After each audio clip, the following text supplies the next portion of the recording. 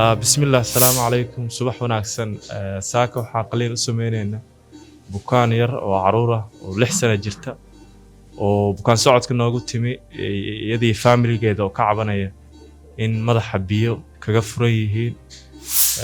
bukaanka waxaan u soo bandhignay laba option oo biyaas madaxa looga saari karo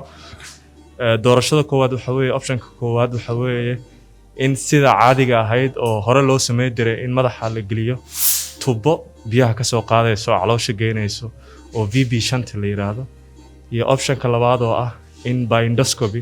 Soomaalidu waxay laser u taqaano in loogu sameeyo qaliin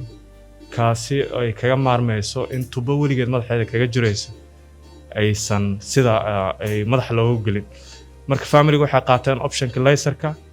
qaliinkii maanta saaka oo u sameeynay alxamdulillah si fiican oo ku soo dhamaado waxaan rajaynaynaa inuu successful noqdo insha Allah aad u mahadsantihiin